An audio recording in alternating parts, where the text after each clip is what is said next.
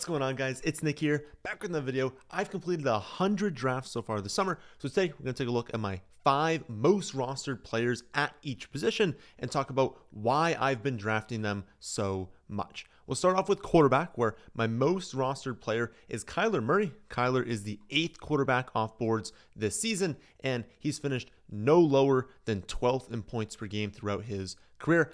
I don't really think talent is really the issue with Kyler. It's more so just staying healthy. The man has missed 18 games over the last 4 years, and oftentimes it's not even just the missed games with him. It's when he returns from injury, he does see a drop in performance. Personally, I'm just not that concerned about injuries, especially at quarterback. There are so many amazing quarterback options this season that, number one, I'm perfectly comfortable just like taking 2 of them. So if you don't feel confident he's going to play a full season, draft him, and then also draft an amazing option later on. It kind of mitigates the downside risk. If he does get injured, you'll have another pretty good option behind him. But 2, because there are so many great quarterback options, I do want to shoot for ceiling with one of them, because if there's a lot of really good options, some of these guys are going to hit for really, really good seasons. And so I want to take a chance at hitting on that player that does have that amazing outcome. And I truly do believe that Kyler has elite upside this season. We know that he's capable of posting elite rushing totals. He doesn't do it every year. It doesn't feel like apparently running every season, but we know it's in the range of outcomes that he has a season where he has a ton of rushing yards, a ton of rushing touchdowns. But I also think that Marvin Harrison Jr. being in year 2 is going to help. We already know that Trey McBride is going to be a stud. I do wish they would add someone like Keenan Allen just to give Kyler a really strong third option. Of course, James Conner is a good third option for the team, but in terms of like the passing attack, it would be nice if there was that strong number 3. But regardless, we have a hypermobile quarterback. He has been a quarterback 1 when he stayed healthy in all 6 seasons of his career. Like, he has never not been a top 12 quarterback in points per game. He does have elite playmakers. There's a very strong chance that the Cardinals have 16 good weather games this season, and including later in the season as well.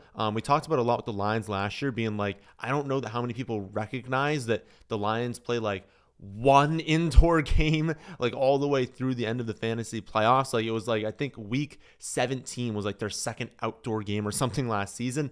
It's a similar thing with the Cardinals this year, and some of their outdoor games are going to be good weather games, or they're going to be against terrible defenses. Like, when fall weather really hits and you're looking at a lot of games with like 40-point totals into the 30s, there's rain, there's wind, you're going to be looking at the Cardinals every single week being like, it's another dome game, another good weather spot. And especially later in the year, that's really valuable. Worth noting, they also play the NFC South this year. That is just the division with the worst defenses in the NFL. Week 16, 17, the semifinals and finals, the weeks that matter the most. They get the Falcons and the Bengals, 2 teams that have great offenses but terrible defenses. Those are going to be 2 shootouts. So I really think that like all that needs to click here is the connection between Marv and Kyler to run the ball a little bit, and we're just locked and loaded with an amazing pick this season. Second most rostered quarterback is J.J. McCarthy. McCarthy is climbing in drafts recently, but he's still only up to the quarterback 16. That is still too low. The Vikings could honestly just sign just like some random free agent quarterback. Like, they still need to be an NFL caliber quarterback, but some random free agent that is not even on a roster right now. And I would probably trust that they would put up like mid-range quarterback 2 numbers. Like, that is how good the scheme is. That is how good the playmakers around the quarterback are for this team. The Vikings are just stacked everywhere, even on defense. They are an unbelievable team this season. They are a championship threat. They're going to score a ton of points. They're going to move the ball up and down the field. McCarthy's also more mobile than I think people realize. He's not a statue in the pocket like Kirk Cousins. So, when you had Kirk Cousins on this Vikings team, technically McCarthy this season has a higher ceiling than Cousins had in those years. I've said it before. I think there's a higher likelihood that McCarthy finishes as a top 12 quarterback than he finishes outside of it. And so when you get to draft him as a quarterback 16, that is just an easy decision. I will take that every single time. Third most rostered quarterback is Dak Prescott. He is the quarterback 13 off boards right now. He's historically always been a quarterback 1 when healthy. This season, they're set up to crush it through the air. Lamb, obviously a stud, but they're expecting a bounce back from Jake Ferguson, and then George Pickens, just the absolute perfect addition to this offense. He's a great wide receiver, but he's not a wide receiver one. He's not best used as an alpha. He's best used as a fantastic number 2 behind an alpha, and that's exactly what's going to happen this season. He can go off at any moment. He can stretch the field. He can be used as a red zone weapon. Like, he's going to be so valuable to this team because his presence on the field just allows the Cowboys to move Lamb around the field wherever they want and create mismatches in a different way than they did last season. So it's like they still did that last year, right? But when you moved him around last year, and no one was capable beyond him, it was like, okay, I don't care that you moved him inside. We're still going to focus on bracketing CeeDee Lamb, just having extra coverage, double teams. Like, they're just going to throw everything at CeeDee Lamb because you knew that's where the ball was going.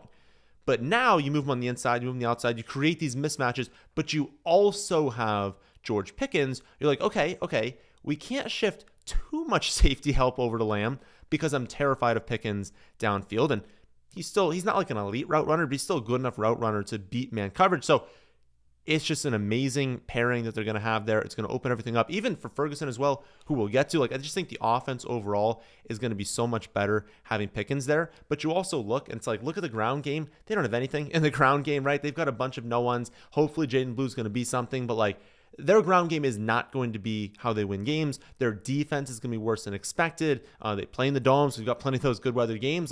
This team's going to play fast. We know that. We know always when they have Dak Prescott at quarterback, they're playing fast and they're throwing the ball a ton. He's just going to be a quarterback one this season in points per game.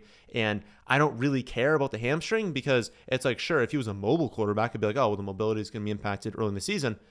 Who cares? He's going to drop from 15 rushing yards per game to 12. It's not going to make an actual difference in his production having a slightly reduced mobility. That's not where the points come from for Dak Prescott. He's going to through passing, and he's going to have a lot of passing production this season.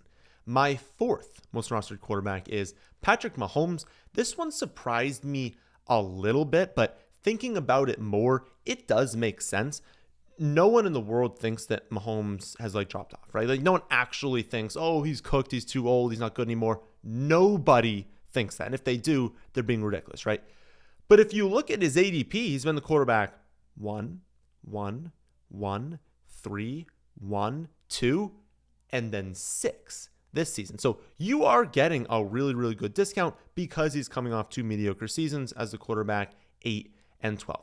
But this is still Patrick Mahomes. And remember, it was mostly it was a combination last year, but a big part of why he saw the dip in production was that they were awesome. They were 15-1 in the 16 games that he started last season. Their defense was playing lights out. And so when you combine that with Rashee Rice getting hurt in week 4 last season, Hollywood not playing last season, Worthy being a rookie, and rookies just take time. Even when they're good, they take time to develop. They typically break out second half of the year. You walked into the season seeing all these things on offense, being wow, it's going to click this year. We're going to see that production come back. But then the injuries kind of caused them to have to focus on Kelsey a ton, which is going to be inefficient, to not push the ball downfield because Worthy was really their only option. And it's he didn't really hit in the downfield role because they didn't have anything to fear. And so the whole point of Worthy being super efficient downfield is if you're worried about Kelsey, you're worried about Rashee Rice, you're worried about Hollywood, you can't focus as much on Worthy. But if Worthy's the only one you're worried about, it's not as difficult to stop him deep downfield. And so it just kind of didn't work. But then you had a 15-1 team. So it's he led the league in passing yards per game in the first half. He still did good, even with all these injuries. But they were winning so many games because their defense was so good, he didn't have to throw the ball at all in the second half. You're going to see natural regression from defenses. Defense is not super sticky year over year. It's a little sticky, but we typically do see these great defenses. Everyone's yep, they're going to be amazing again this season. And then they fall off and a new defense comes out of nowhere. Defense is not super sticky. So the likelihood is they'll drop off. And the likelihood is also Rasheed's not going to get hurt. Hollywood's not going to get hurt. They're going to stay at least somewhat healthy this season. And so people are really discounting quarterback 6 for Patrick Mahomes. If everyone's healthy, that's a really good discount. And so I just find myself in that general range being well, why not Mahomes? He's done it plenty of times before. He's amazing. This offense has so much upside. If that explosiveness comes back, people are going to be very confused. So I didn't draft him as a quarterback 6. My 5th most rostered quarterback is Caleb Williams. And this is the first player and one of, I think, only 3 players out of the 20 we'll talk about today, where my take differs from best ball to redraft. For 17 of the 20 players today, and all of the first 4 we just talked about, I love them in all formats. I don't care if it's super flex. I don't care if it's, half or full PPR. Standard's a different beast at times. I don't care about that. I don't care about redraft versus best ball. But for Caleb Williams, typically I don't want him as much in redraft because I feel like you're paying for I don't want to say the guarantee, but you're paying for the likelihood that Ben Johnson just elevates everything. Like that is what his price tag is indicating. And in best ball, that's totally fine because you can take DJ Moore. You can take Rome Odunze. You can take a number of different players later on. You can take Swift. Like you can take a ton of different players in this offense and pair them with Caleb Williams and make an entire bet on the offense and say, I think Ben Johnson elevates the team. Here's 4 players that'll all be right on my roster if I'm right. And that's what you should do in best ball. You should sprinkle that into like 10% of your rosters. And that's what I do. I have Caleb Williams as my 5th most roster because all those teams are betting on that happening. But in a redraft league, if you're only going to play 1 to 3 redraft leagues, you don't want to be stacking this team because you just lose. What? Like if Ben Johnson goes in there and it takes him a year, which is totally possible that it just takes a year for him to kind of implement the whole scheme to get everything going. Well, now if you make that bet and you take Caleb Williams, I mean, you should be betting on other players because that's the bet you're making. And now all of a sudden you've drafted 3 Bears players. You see the Bears potentially not produce, and now you get crushed in 3 spots. It's just not worth it. I also don't like stacking as much, especially more than just like 2 players in a redraft league, just because of that weekly variance. Even if you hit and you say, oh, the Bears actually ended up being really good, these players outperformed their ADP, there's going to be like 3 or 4 games for every single team where the production is just not there. Even if they win, maybe there's 2 defensive touchdowns and the offense just doesn't have to do anything that week. If you correlate all those players, yes, the spike weeks are decent, but the down weeks give you losses, whereas the spike weeks can give you a win, but you may have won anyway. So it hurts a lot over stacking in redraft leagues. And since I think you should be stacking when you take Caleb Williams as a correlated bet in the whole offense, I don't think I want to draft him as much in redraft. So a little bit of a long take there, but again, if I were doing a redraft league, probably wouldn't be top 5. My 6th most rostered quarterback, if you are wondering, you want that other one, is Josh Allen. So I'm totally fine. Obviously, Josh Allen in all formats, he is not a discount, but going a little bit later than he has been in recent seasons. He's probably going to be a top 3 quarterback this season, and especially if you play in a league where you think you're better than other people, which, put your ego down a little bit sometimes. You're not always better than everyone you play with, but if you look around and you're like, Nick, I make the playoffs every year. Like, I'm not trying to toot my own horn, but like, I am obviously better than the people I'm going against. I get great values in the mid and late rounds. It makes it a lot more viable to go after that elite quarterback because in a very competitive league, you're going to miss out. You're going to be like, oh, I took that quarterback, but then like in these middle rounds, like, I'm just not as strong. But if you know you're going to get amazing value mid, you can get all the sleepers you want late. Sometimes it's like, all right, just take the top end quarterback because you can't trade for him mid-season. If you can figure everything else out after that, it makes it more viable. So I would throw in Josh Allen if you were looking for another one in redraft leagues.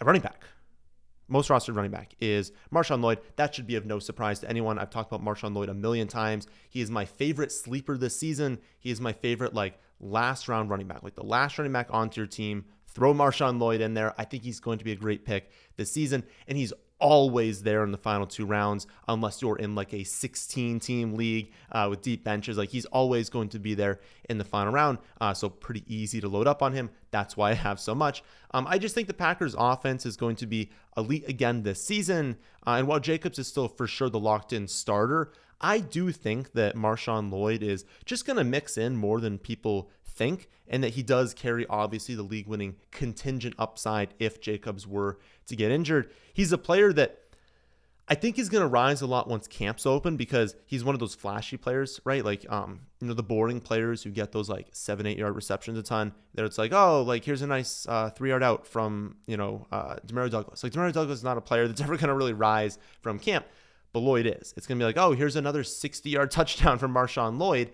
And I think people can start to recognize like, oh, wait, he's a clear running back too. He's highly explosive. They do rotate in that running back too. It's a team that is fully capable of running ball. They were third most run-heavy team in the league last season, which I think pulls back this year, but still going to be a run-heavy team. He's 220 pounds, 93rd percentile speed score. My model last season had him as the number one fantasy running back. Not necessarily. It's like it's a projection for who's going to be the most fantasy relevant. It liked him more than Brooks. It liked him more than Trey Benson. So I think if he gets a chance, he can be highly productive in this offense. And it just feels like an easy upside pick to make as your final running back. My second most drafted running back is David Montgomery. Monty has at least 1,074 yards in all 6 seasons of his career. He's coming off 36 receptions on 38 targets. That is highly efficient. And it was at like 9.4, 9.5 yards per reception. Like it was one of the most efficient receiving seasons you will ever see in football. And I think the 36 receptions is a lot more than people remember. Like that's a really solid reception total, 36. He's got 13 and 12 touchdowns over the last 2 years. He's been the running back 12 and 13 in points per game. So getting him now as the running back 23, that's a very, very strong value in drafts. And it's only happening because everyone is just assuming the Lions are going to see major regression this season, not only losing Ben Johnson, but just that they were so good last year that you can't be that good 2 years in a row. But that's a little bit crazy to me. Like when you think, okay, sure, they're not going to be as good as last season. But I think people just do that and they're like, okay, can't draft Monty because he's obviously being overrated. No, like for him to have been 23rd in points per game last season, which was a really good year for running back. So 23rd last year was better than 23rd is for a lot of other years. So for him to return value at this ADP last season, he would have had to have lost 7.5 touchdowns. So again, I get the idea that you lose Ben Johnson, you regress as an offense. Maybe the offense sees fewer touchdowns than last year. But do we really think Dave Montgomery is going to drop to like 4 or 5 touchdowns this year? Of course not. We should still be expecting a ton of touchdowns from this team and a ton of touchdowns from David Montgomery. People are downgrading the things just way too much for this entire offense. I know like Ragnow, like I know the loss of him also hurts, but they drafted an offensive lineman in round 2. They're still going to be graded out as a top 5 offensive line this season. I really think people just overthink the Lions. The Lions are going to be a very good offense. Ben Johnson was not the only human being in the building last season that was intelligent. What do you think? They're just burning all the books? Like they have no idea what plays they ran last season? They can run the same plays. They can do the same things. Like I know offenses need to, evolve and expand. It's like, oh, they can shut down plays this season. They were awesome last year. They're going to be awesome again this year. It's a top 5 offense. He's been good. Dave Montgomery's been good every season of his career. He's a player coaches love. Coaches absolutely love him. Their head coach is in love with him. I think like he's going to be productive. You've got a player still in his prime on a great offense, goal line back, going to score touchdowns. Like all of this is not considering the other outcome. What if Gibbs got hurt? Like Dave Montgomery, with Gibbs healthy the last 2 years, has been the running back 12 and 13. And now he's going 23rd. He's literally a top 7 running back if Gibbs ever gets injured. So like the upside here is undeniable. The downside is that if the offense is horrible, he might only return value.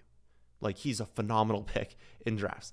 After Monty, Aaron Jones is my 3rd most rostered running back. This is one I don't love, and I would not like flag plant Aaron Jones. I would guess by the end of the summer, he might be my like 8th, 7th, 8th, 9, like somewhere in that range, most rostered, because I still think he's got like 1 more year left, and I love the Vikings. And so like I kind of have a mini rule. It's like a soft rule on drafting that like I just want a Vikings player on every team. And so you're going to see, we talked about McCarthy. We talked about Aaron Jones. We're going to talk about TJ Hockenson. I just want Vikings players. And obviously I still want Addison. I still want Justin Jefferson as well. I want Vikings players on my team. So that kind of is part of it, just being like at that point of the draft, maybe I don't have a Vikings player and I'm like, I want one. He's still a very good player. It's a great offense. He can still score even if he's not the goal line back this season, and I draft him. Because also he's a running back 29. Like, I mean, there's not that much risk in drafting him as a low-end running back 3. He's probably not going to be healthy and be like the 45th running back in fantasy. I still have that opinion, though, that like Jordan Mason, if ADPs are separated, is the one I want. I think he's more on the upward trajectory in his career. He's more of that goal line back. He has, the exact same contingent upside. If there's an injury to either one of them, both are going to be amazing. So it's like I still want to be more in on Jordan Mason. But honestly, I've been seeing drafts recently where Mason's going first. Like people are taking Mason first.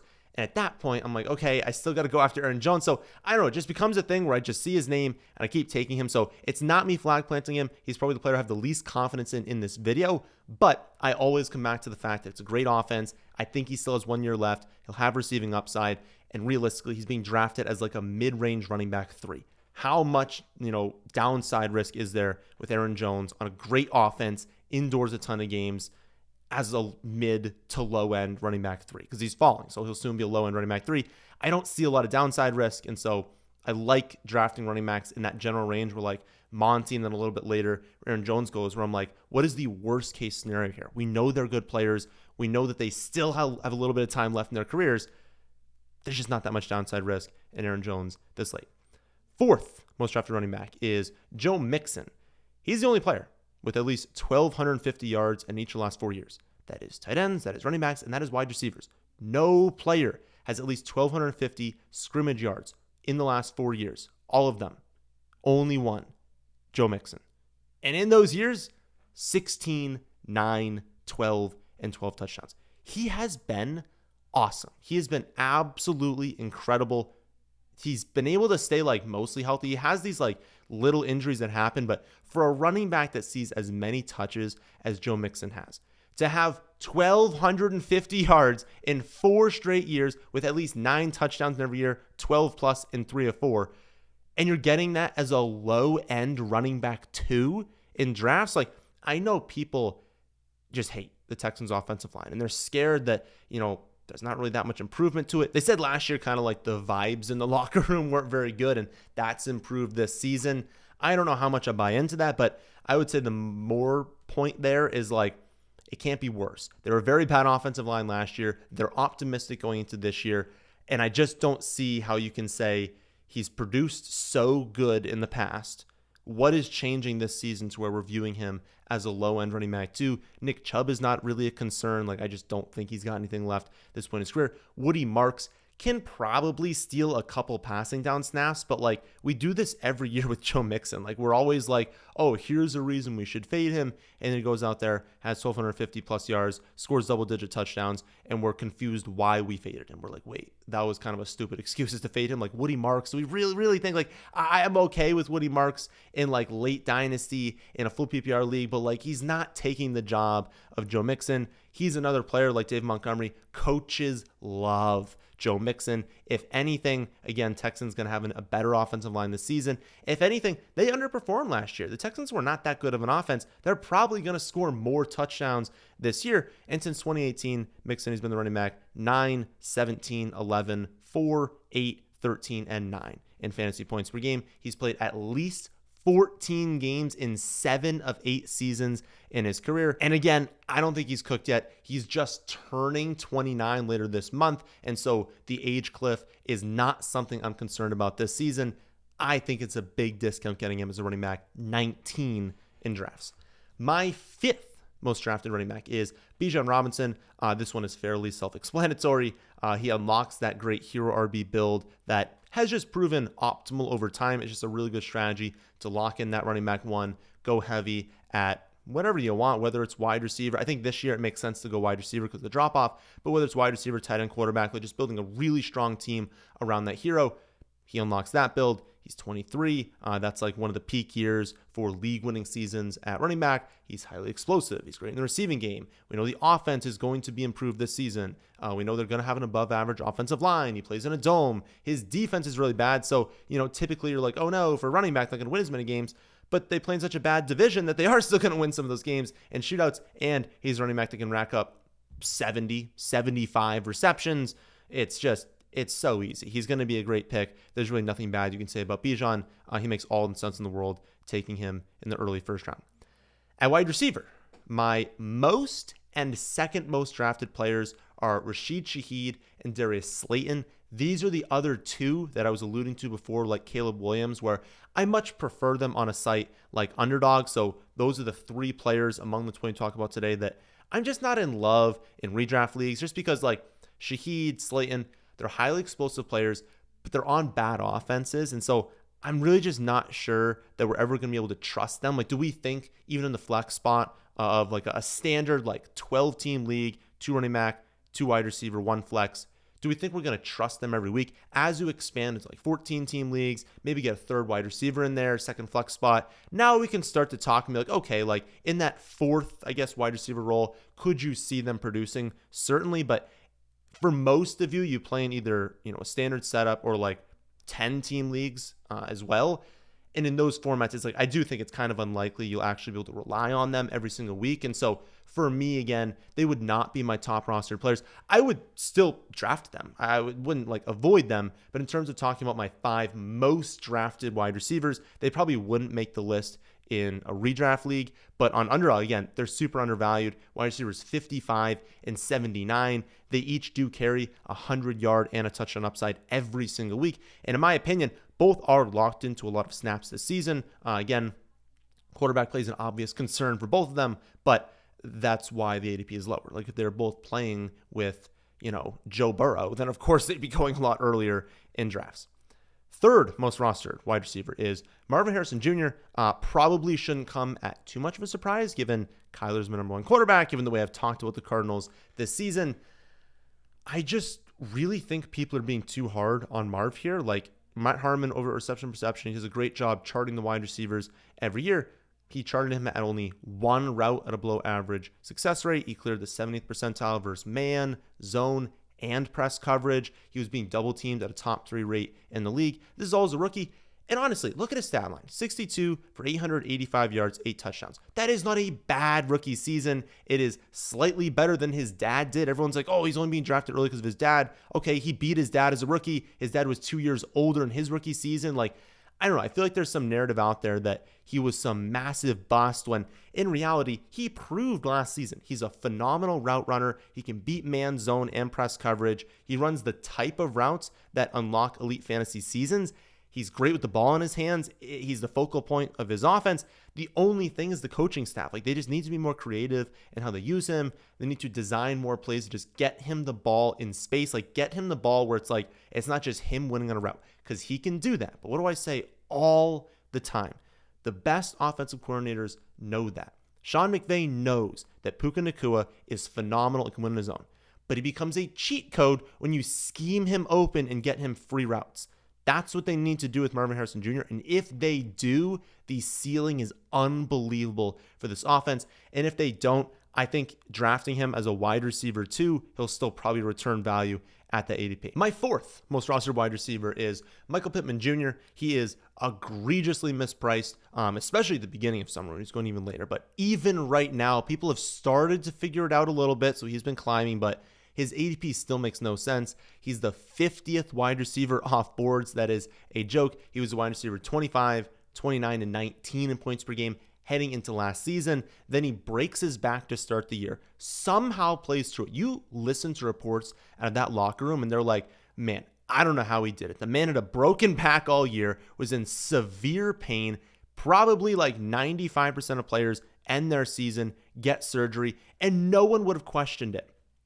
But he plays through it, even with horrific quarterback play. Like Anthony Richardson proved last season to be like the least accurate quarterback in the NFL. Through all of that, he's 52nd in points per game. So if you assume that, because Daniel Jones is going to start week 1, that is just going to happen, right?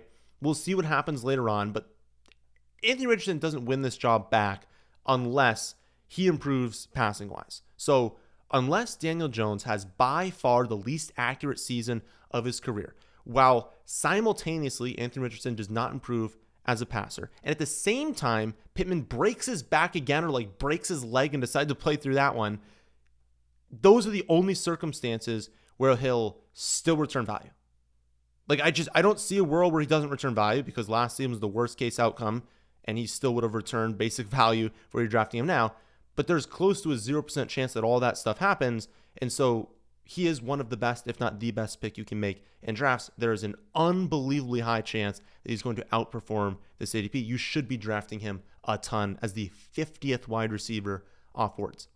My 5th most drafted wide receiver is Keenan Allen. Yes, I know Keenan Allen is not currently on a roster, at least as I'm recording this, but he goes in round 18. He's the 81st wide receiver off boards. How do you not pass that up? Like, I don't know that he's going to play somewhere this season. And it's not like I think he's going to be a top 10 wide receiver when he's playing.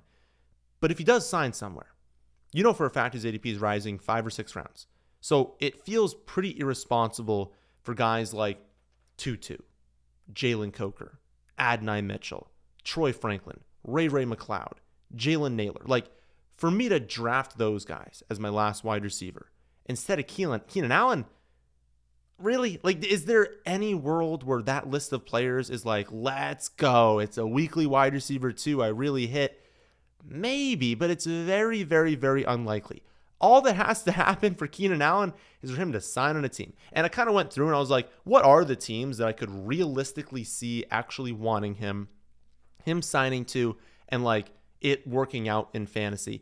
And it's not a very small list. It was the Vikings, Dolphins, Bengals, Steelers, Cowboys, Chiefs, Cardinals, Falcons, and Rams. Some of those probably not going to happen, probably a very low chance of happening, but some of them are very, very realistic. And since he'll obviously sign for like an inexpensive contract, it's not really going to be a cap thing. Like, you can look at a team like, oh, they don't have the money for him. He's not going to have a ton of money. He's not going to be a lot. The cap space, he'll play for a pretty low end contract. And if he were to sign for some of those teams, we would be talking about him in that like round 9 through 11 range, which would give you an insane return getting him in round 18 right now. Last but not least, we have tight ends, where my most drafted tight end is TJ Hockenson. This corresponds with my need to acquire as many Vikings players as possible. Again, the soft rule I have of just trying to get a Vikings player on every team, not necessarily full stacking them, but every team I think should just have a Vikings player because they're going to be very good this season.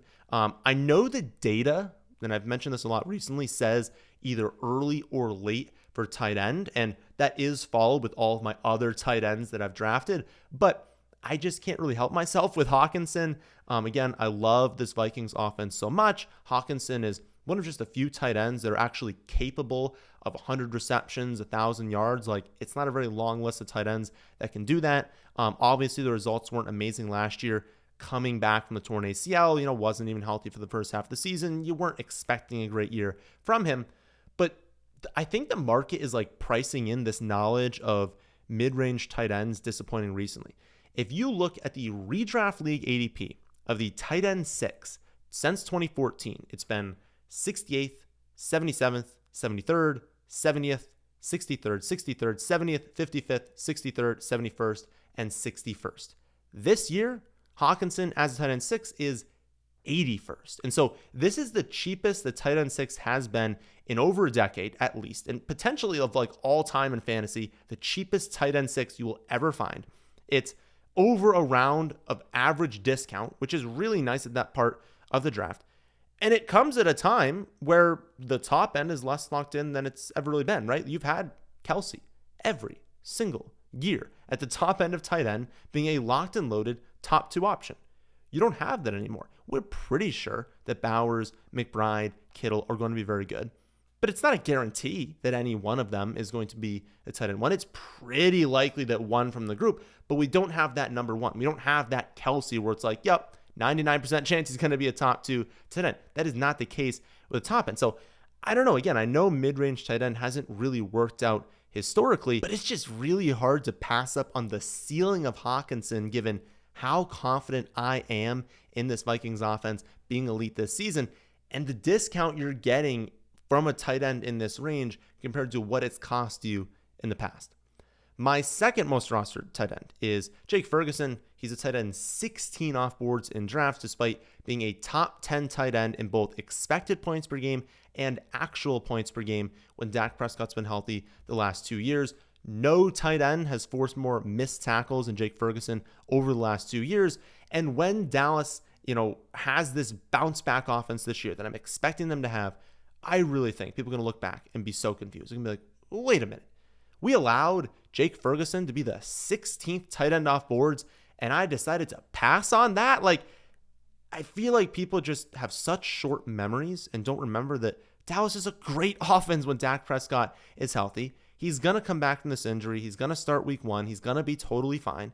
The offense is going to be good. They're going to play fast, throw the ball a ton. The defense is going to be worse, so they're going to have to keep throwing the ball even when they don't want to anymore. Like, they're going to throw, play fast, and even with Pickens there, who cares? Like, there's going to be so much production to go around that Ferguson's going to have plenty of upside. Is probably going to be a tight end 1 while Dak Prescott's healthy. Get him a tight end 16. That's a really, really good discount. And it's so late, you get to double dip. Even if you're not 100% confident Dak stays healthy all season, who cares? Take Ferguson and one of the next two, I guess, that we're going to talk about. Third most rostered is Kyle Pitts. Now, I'm not going to argue that Pitts comes without risk, but what I will argue is, what is the risk of the tight end 18? Like truly, the tight end 18 off boards. What, do we think he's going to be the 50th most valuable tight end in fantasy? And he's been falling. So he's 18th right now. He's trending towards being the 20th tight end off boards. We're getting to the point where there's very little downside risk. Like, Pitts obviously is not the prospect that we all thought that he was, but he's had 2 pretty bad seasons in a row.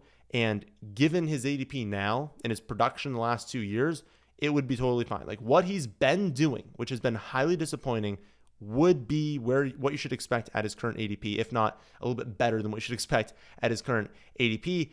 Like, if we were still drafting him as a tight end 7, which we've done the last 2 years, of course there'd be downside risk, right? But is the tight end 18 as part of a 2 tight end build?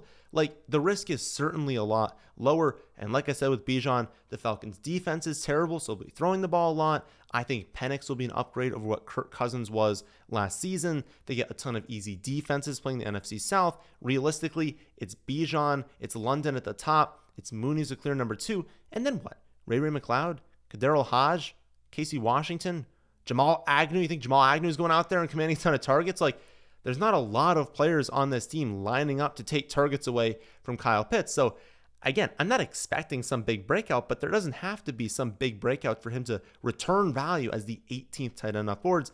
It just becomes a spot where I'm like, all right, I need another tight end.